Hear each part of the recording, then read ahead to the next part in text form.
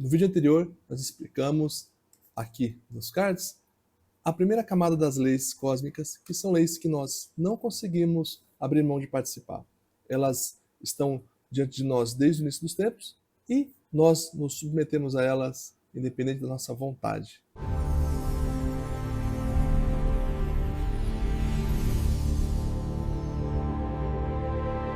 Olá, meu nome é Walter e você está no Mundo Filosófico. No vídeo de hoje nós vamos falar sobre a segunda camada de leis, que são as leis cósmicas, que são leis das quais nós participamos, interagimos e nós nos submetemos apenas por estar manifestados na matéria. Então, como já dito no primeiro vídeo, este é o número 2 de uma sequência de vídeos de camadas, leis cósmicas são princípios universais que regem a consciência, energia e manifestação. Que leis são essas? São leis que vieram antes de qualquer sistema de crenças, antes de qualquer sistema moral, antes de qualquer dogma. E a gente pode observar essas leis na natureza, no interno do ser humano e na estrutura do cosmos, desde uma pequena partícula até o movimento de galáxias, buracos negros. Elas são imutáveis em essência, mas podemos interpretá-las de acordo com a tradição da qual submetem essas regras. Nós analisamos em camadas porque assim faz mais sentido didático. Então, nessa segunda camada, nós estamos falando sobre leis que exalam após a lei do ser. São leis da emanação. Aqui já existe consciência, num sentido mais primitivo, e aqui começa-se a criação. Então, aqui, na verdade, nós estamos falando de como o uno se torna múltiplo. Então, esta camada da emanação é uma camada que trata do processo criativo do universo. Aqui a consciência decide ser apenas um ser e passa a ser movimento, energia, vibração e forma. Então a camada começa a explicar como que o uno se manifesta sem se fragmentar de verdade. Mas essa possível fragmentação virtual, não lógica, ou seja, não é física, surgem os planos da realidade, surgem como a energia existe, surgem os ciclos, surge o tempo e a dualidade. Então aqui ainda não é a vida como nós entendemos, mas é a engenharia sutil da criação e ação. Então veja que a divisão do uno não é real, é apenas uma separação para que as coisas possam se manifestar de múltiplas maneiras. Veja que aqui nós estamos falando do começo do universo. Então surge consciência, depois surge emanação, que cria tudo o que nós conhecemos como universo. Nós estamos diante então das leis antes da vida como nós conhecemos existir. Então nós vimos na primeira camada tudo que cria consciência, que é a inteligência que constrói.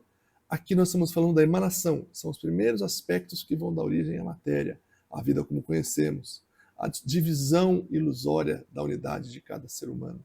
Então aqui nós estamos fragmentando o uno para que possa manifestar diversas vezes em situações distintas, para que possa evoluir pela multiplicidade e pela diversidade. Temos então a quinta lei, que é a lei da vibração. Ela também é uma lei presente no hermetismo, que fala que tudo vibra. Então veja que nada está parado, tudo é energia em diferentes frequências. Então mesmo que você seja parado ou algo que está inerte, em sua essência, nível celular, nível atômico, está em movimento. Nada está realmente parado. No universo, tudo é movimento quando se manifesta. Então a lei da vibração afirma que matéria é energia condensada, então essas emoções são estados vibracionais, pensamentos possuem frequência e a realidade responde a essa coerência vibracional. Portanto, nada é algo fixo, tudo está vibrando com algo. E essa vibração transforma e molda o universo. Então, o que nós pensamos, o que nós vibramos, interfere no universo, porque tudo vibra e se correlaciona. Veja que se você pegar uma água e jogar uma pedra num balde de água, vai gerar ondas. Se eu jogar uma pedra do outro lado, essas ondas vão se confrontar e vai mudar a forma das coisas. Assim é tudo aquilo que constrói através do pensamento. E como somos co-criadores do universo, na figura de pensamentos e ações, tudo que a gente pensa vibra, interfere e altera o universo. E onde é que a gente vê correspondência disso? Como eu falei no hermetismo, na física moderna, quando a gente fala de ondas e campos, em mantras de som primordial, o Om, ou até mesmo no hinduísmo no nada, que é o nada como absoluto. A implicação prática de tudo isso é que você não atrai o que você quer, mas aquilo que você vibra. Então esses estados emocionais que nós temos moldam nossas experiências, e esse autoconhecimento que nós aprendemos, é tudo ajuste vibracional. Já a sexta lei trata da polaridade. Diz que os opostos são extremos da mesma coisa. Tudo que existe manifesta dois polos complementares. Então veja que isso é muito importante, porque aqui nós entendemos que bem e mal não são absolutos. Amor e ódio são graus da mesma energia. Luz e sombra coexistem, e a polaridade não existe para dividir, mas para possibilitar movimento e experiência. Sem polaridade, não há criação. E olha que interessante, esta lei da polaridade ela é discutida em vários aspectos de diversas filosofias, inclusive no cristianismo. A oração de São Francisco está ensinando a gente como equilibrar esses polos. Quem se lembra? Onde houver ódio, que eu levo perdão. Onde houver tristeza, que eu levo alegria. E assim por diante. O que é isso? Está mostrando que esse equilíbrio que nós temos que ter, para a gente alcançar isso, nós temos que colocar o contrassentimento daquele sentimento negativo, a contra-vibração daquela vibração negativa, para que a gente fique neutro. Ou seja, de um aspecto mais generalista, alegria demais ou tristeza demais pode ser algo que não é positivo para a gente. Então o segredo é sempre o equilíbrio, que com o equilíbrio a gente controla as polaridades. Então veja como é importante a gente ler, estudar essa questão do equilíbrio, e aí entra depois, mais para frente, outras camadas da lei da neutralidade, que é um desdobramento desta lei. Fica numa camada menos superficial, né? Ou menos central, mais superficial das leis cósmicas. E aí nós temos a correspondência dessas polaridades no Yin Yang, na alquimia, na transmutação, né? Na psicologia profunda, questão da sombra e luz, na Kabbalah, Chesed e Kevurah, que são forças contrárias. Então a aplicação prática disso é que a gente, reprimindo um polo, fortalece o outro. É óbvio que por essa razão só podemos entender que o que é mais eficaz do que combater e transmutar é mover no mesmo eixo, não fugir dele. Ou seja, se eu estou triste, eu não posso sentir raiva, senão tenho duas coisas que não vão se eliminar. Então começamos a andar com dois sentimentos distintos dentro de nós que podem escalar nossos problemas. Então se nós estamos sentindo ódio, apenas o amor é capaz de nos dar a paz necessária. Se estamos sentindo tristeza, apenas a energia da alegria pode nos ajudar a regular nossos sentimentos e assim buscar nosso equilíbrio a todo momento. Veja como isso é poderoso, porque se nós temos consciência de que todo o sentimento daquilo que está chegando até nós é só uma polaridade de um grau de alguma coisa, em que nós temos a contrapolaridade, nós temos ferramentas para trabalhar no nosso emocional. E com isso a gente consegue mudar o nosso ponto de vista, mudar o nosso emocional para sempre buscar um equilíbrio, porque equilibrados nós tomamos as melhores decisões, conseguimos tomar as melhores atitudes dentro do plano evolutivo. Então isso para mim é muito importante, essa lei ela é muito importante para quem está vivendo na matéria, na terceira dimensão, como nós estamos. Surge a sétima lei, que é a lei do ritmo, que diz que a vida corre, ela acontece em ciclos inevitáveis. Tudo flui e reflui. Então essa lei aqui explica esses altos e baixos emocionais, essa expansão e retração que a gente sente, criação e dissolução, não só de sentimentos e situações, mas de um universo inteiro, de um planeta, de poder, altos e baixos. Então, na nossa vida tem morte, tem renascimento. Então veja aqui, o fluxo é algo inevitável. Então deixar o fluxo seguir é simplesmente aceitar o plano divino. Então quando a gente começa a tentar congelar o fluxo, ir no contrafluxo, é o famoso remar contra a maré, a gente começa a sentir sofrimento, porque nós estamos indo contra aquilo que foi programado para a nossa existência. E onde a gente encontra a correspondência disso? Na cosmogênese, na astrologia, nas estações da natureza, na nossa respiração, no batimento cardíaco. Tudo tem ritmo. Nosso ciclo circadiano. A implicação prática disso é que nem toda queda é fracasso, nem toda ascensão é definitiva. A sabedoria é aprender a lidar com cada ciclo e aproveitar o máximo dele. Seja alto ou baixo, sempre estamos em constante aprendizado e evolução. E aí surge a oitava lei, que é da correspondência. Também uma lei hermética. O que ocorre em cima é como está abaixo. Então os diferentes planos da realidade se refletem mutuamente. Então essa lei estabelece que o nosso interior molda o exterior, o microcosmo espelha o macrocosmo, ou seja, um átomo nosso, se explodido e olharmos para uma galáxia, veremos o mesmo movimento, algo muito parecido. Então, veja que o nosso corpo como um todo, ele reflete a psique e a nossa vida revela estados internos. Mas não é como punição, mas é um espelhamento. É interessante que, quando a gente entende isso, nós temos que lembrar uma coisa muito importante desta lei. Essa lei nos diz que o universo inteiro está dentro de nós. Então, quando a gente aprende a meditar e olhar para dentro de nós, nós vamos entender que todas as respostas, tudo que o universo cria está dentro de nós. Porque se assim é como está embaixo, é como está em cima, se no microcosmos se reflete no que está no macrocosmos, significa que nós temos potencial de compreender todo o universo quando a gente entende a nós mesmos. Mas isso, de uma forma, lógico, honesta e abrangente, essa expansão de consciência é a busca para a gente consiga cada vez mais entender o universo como um todo, só olhando para dentro.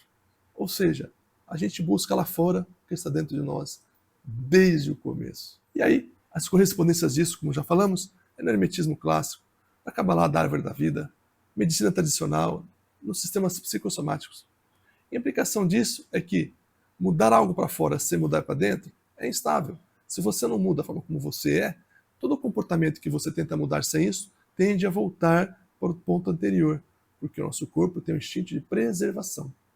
Então, já que a vida mostra o que tem que ser visto, esse autoconhecimento é uma leitura simbólica da realidade, que demonstra para nós que a nossa evolução de consciência também faz com que o universo evolua. O que está embaixo é o que está em cima. E vem a nona lei, que é a lei da geração. O que é a geração? Diz que a criação nasce da união. Aqui, pessoal, nós estamos falando de um desdobramento da primeira camada da consciência, do ser. Se tudo é um, então a união, a criação, ela nasce dessa união. Então aqui a lei diz que tudo que é múltiplo, em algum momento, partiu de uma união.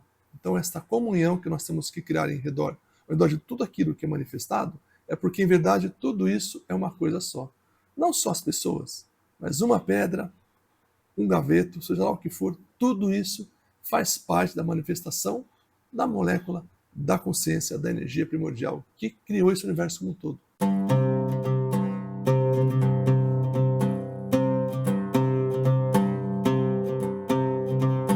Acumular, às vezes, é desperdiçar a energia do uno. Por isso que nós muitas vezes falamos do essencialismo, de você trabalhar com o mínimo possível de coisas. Não porque esse apego é só algo que prejudica a sua evolução, mas por vezes nós estamos evitando a evolução de outras moléculas, de outras partículas, que também têm o objetivo de evoluir. Então, paradas numa gaveta, elas estão em movimento, mas movimento, um loop ali que talvez prejudique a evolução daquela energia. E às vezes, acumular bens pode gerar karmas. Você parou para pensar nisso? Cada coisa que você fala que é seu e põe na sua bagagem, você transforma mais um pedaço de um peso numa coisa que a gente carrega numa mochila. E quanto mais se tem, mais pesada a vida fica. Não parece isso pra gente? Então, fica o exercício a qual todos nós, inclusive eu, precisamos fazer. Olhar o que de fato importa ter ao nosso lado de bens. Porque nada é nosso. Tudo é emprestado do divino, do uno, para que a gente possa evoluir enquanto consciência. E nós vamos ver correspondência disso na questão de que aqui nós não estamos falando de polaridades de uma forma mais abrangente, mas nós estamos falando de princípios complementares que interagem. Então isso aqui não se limita só, por exemplo, pai e mãe da criação, né, que a gente fala da sexualidade física, por exemplo, mas ela fala que toda a criação exige uma receptividade, uma emissão.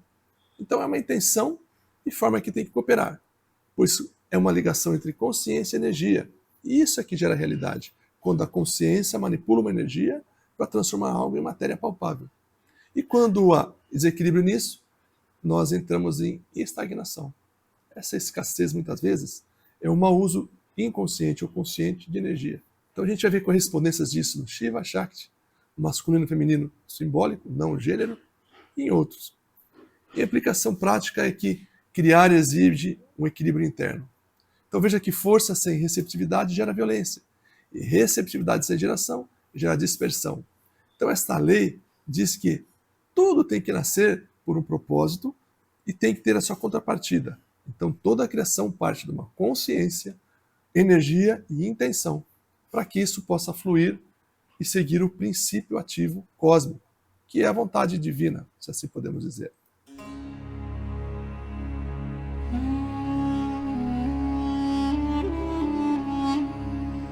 Então, em síntese, nós podemos dizer que a nossa criação não nasce de um conflito de opostos, mas da harmonia consciente entre os opostos. E a camada de emanação revela que a criação ela não é aleatória. O universo é vibracional.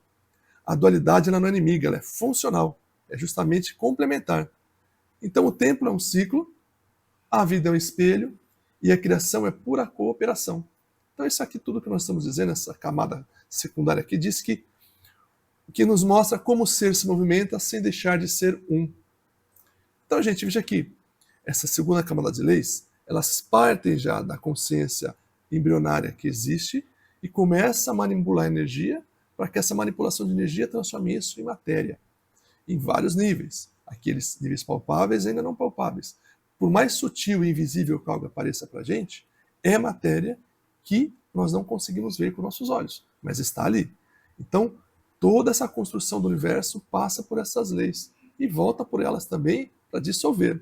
Então, neste conjunto de leis, que nós estamos falando das leis da emanação, a lei da vibração, a lei da criação, é importante a gente entender isso porque o divino, para criar, ele submete essas leis, ele não pode furar isso. Então, toda vez que algo se manifesta, passa de uma consciência que projeta uma criação, essa consciência constrói, então, com energia, essa manipula com uma alquimia e aquilo se transforma numa propriedade que vira matéria. Essa energia, muitas vezes, é chamada de forrate, por exemplo. Tem vários nomes que a gente pode atribuir em vários centros de estudo, mas é importante entender que essa energia a gente chama de matéria-prima da construção, da manifestação nessa dimensão. Então é importante a gente entender que a gente está vindo, né, diversos graus de manifestação com leis cósmicas. Nós vamos encerrando por aqui esse vídeo, e aí eu deixo o convite para você que não é inscrito no canal ainda, para se inscrever, dá essa ajuda para a gente crescer. Comente o que você achou do vídeo, deixa um like se você gostou, compartilhe o vídeo com aquele amigo que pode se interessar por essas leis, lembre ele que esse é o vídeo 2, que tem o primeiro, e terão outros na sequência sobre esse assunto, e eu te vejo no próximo vídeo, que virá para a terceira camada, que fecha esse primeiro ciclo. Mas tem mais vídeos, são várias camadas, hein? Fica de olho aí, eu vou te avisando pelo sininho quando sair o próximo. Um grande abraço e até o próximo vídeo, hein? Tchau, tchau.